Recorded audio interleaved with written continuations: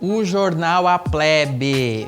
Hoje eu vou falar desse meu livrinho aqui, que saiu pela editora Terra Sem Amos, né? Um livrinho bem pequeno, 44 páginas, que na verdade ele é a minha monografia de graduação ainda, né? Revista. Hoje eu tô no doutorado, dei continuidade a esse tema, imprensa operária, movimento operário, movimento anarquista, sindicalismo revolucionário. Dessa vez, a gente focou então na história desse jornal, que foi um dos principais jornais da imprensa operária do Brasil de todos os tempos, né? E o mais importante naquele momento também. E um dos principais do movimento anarquista na América Latina também, né? Um dos maiores influenciadores ali do movimento operário, que era lido não só em São Paulo, mas em várias partes do Brasil também, na Argentina chegou, né? Em outros lugares também era citado, como na Itália, Portugal. Então é bem importante essa história, né, do movimento operário, não só para quem é sindicalista, nem não só para quem é anarquista, mas também para todo mundo que quer saber do movimento operário, né, para qualquer socialista e para qualquer brasileiro, faz parte da história do Brasil, né, e também do movimento operário do mundo. Eu queria entender como esse jornal se tornou tão importante, né, a partir desde a sua construção ali, né, os bastidores, né, dos militantes, o que eles fizeram para construir esse jornal, né, qual era a ideologia por trás, qual era as pessoas que estavam nos bastidores, mas também as estratégias, né, comunicacionais, como eles faziam para se comunicar no movimento operário. Porque, né, a gente tem uma ideia que os militantes naquela época, né, tem uma ideia que era todo mundo radical, anarquista, né, por causa até das novelas, mas eram poucos anarquistas mesmo que a gente tinha no movimento operário. Porém, como que eles faziam, né, para se comunicar com esses trabalhadores, instituir as suas estratégias, né, de ação direta, do sindicalismo revolucionário e outras dentro de um movimento operário que às vezes era conservador, né, era católico, era moralista. Como eles faziam essa ponte, que é o interessante para a gente entender esse jornal. Então, a primeira coisa do livro que eu tentei entender era a ideologia por trás desse jornal. Então eu tive que falar um pouco o que era o anarquismo, né? Estudar isso, porque eles se referenciavam nisso ao fazer o jornal. Então, nessa doutrina, nessa ideologia do movimento operário que nasce ali nas discussões para ultrapassar o capitalismo, né? Uma ideologia socialista, uma ideologia revolucionária que prega a auto-organização dos trabalhadores e também antidominação, né? Já naquele período, trata de todas as dominações, antiestatista também, né? Pela igualdade de gênero, antirracista. Então eu tive que estudar um pouco o que era o movimento operário naquele momento, qual era a situação dos trabalhadores, né? A gente teve uma passagem do Império para a República que foi forçada, né? Não foi um levante popular, não teve reforma agrária, teve uma concentração de terra muito forte. A gente teve uma escravidão que foi abolida muito tarde, né? Deixando trabalhadores racializados também em situações muito degradantes, nos piores empregos, né? E também nas piores situações de moradia.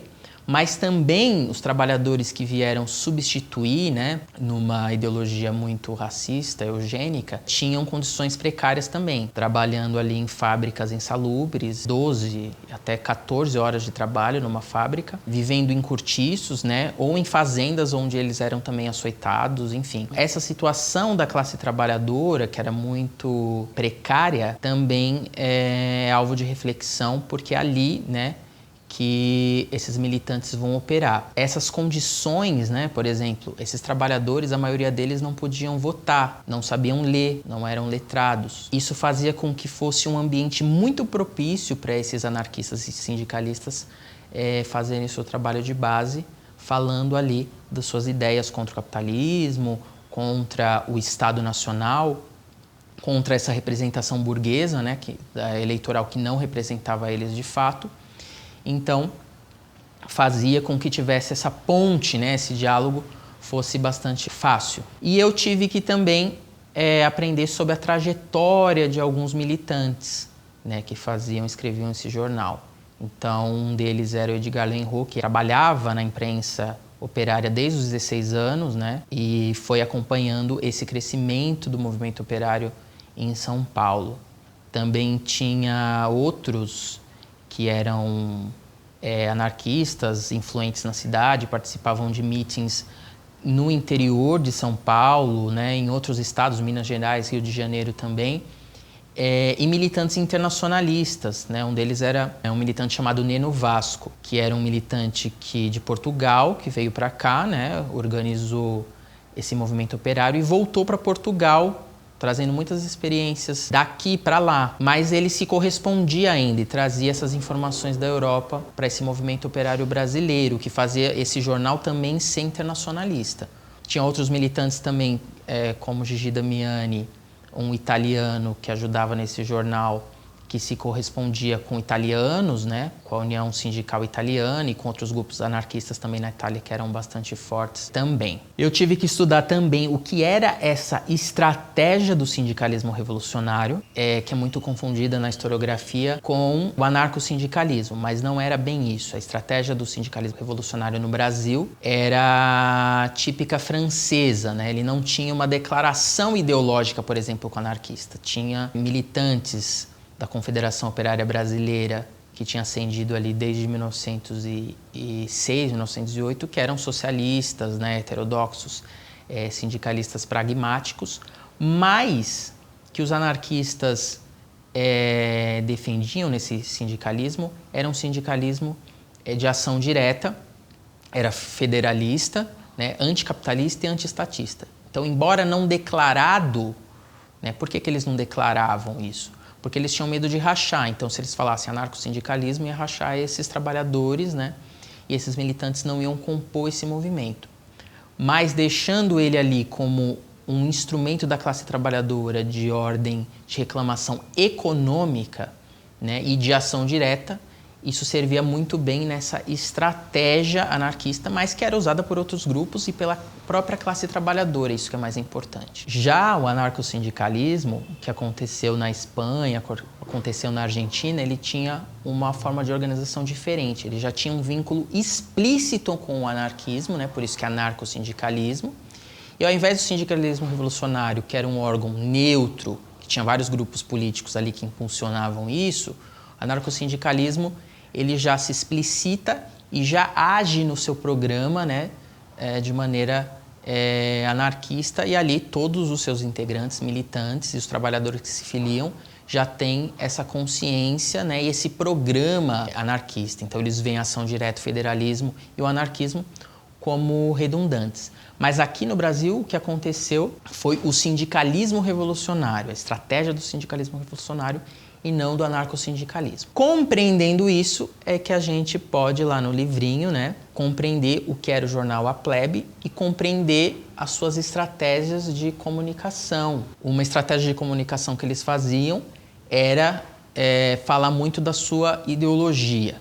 Então, embora fosse ali um órgão do operariado, né, sindicalista revolucionário, eles falavam de textos anarquistas, né, em sua maioria, mas também socialistas, anti-imperialistas. Eles traziam sobre, por exemplo, a libertação nacional das Filipinas, a Revolução Cubana, isso era muito interessante, né, a autodeterminação dos povos. Falavam também sobre a organização da classe trabalhadora, diversas correntes, diversas ideologias, mas ali o que era comunicado era a força do movimento operário, tanto em São Paulo, mas também no Brasil.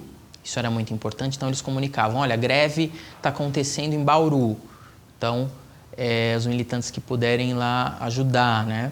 Greve está acontecendo aqui na cidade, no Brás, então a gente precisa ir lá dar força, usando grupos militantes, usando a Federação Operária de São Paulo, que era o órgão sindical da cidade nisso. Uma outra estratégia interessante era falar da Revolução Russa que estava acontecendo, para dar potência à classe trabalhadora, e foi muito importante para organizar, inclusive, a greve geral de 1907 nesse período. A Revolução Russa trazida como propaganda.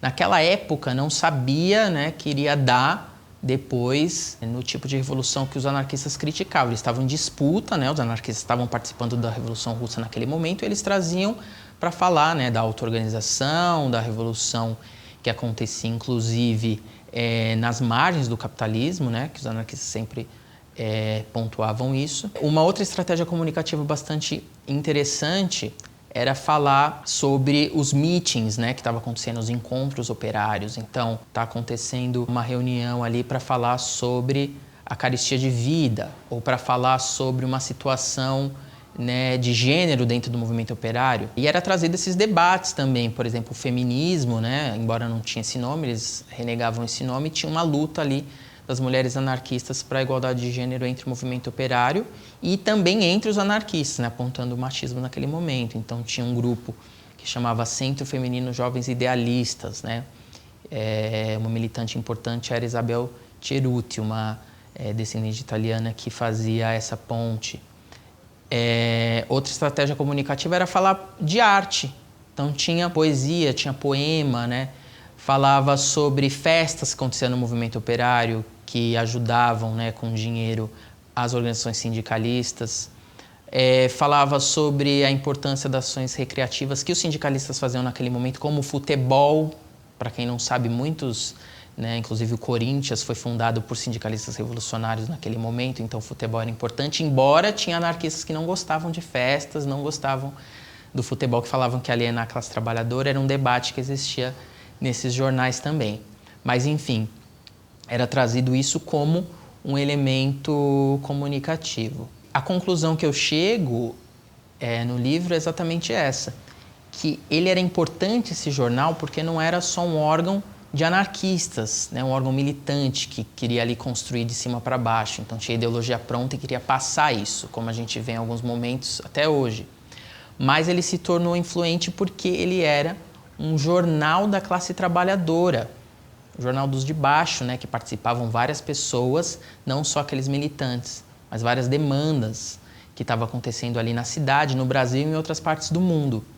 Então, conseguindo, né, fazer essa mediação entre a política ali naquele momento, a organização política, a organização social e as demandas da classe trabalhadora, em vários dos seus aspectos, né, culturais, sociais, artísticos, né, políticos, que o jornal A Plebe foi muito efetivo naquele momento. E é essa maneira de organização e comunicação, né, que a classe trabalhadora e seus grupos políticos têm que retomar. É isso aí, valeu, galera!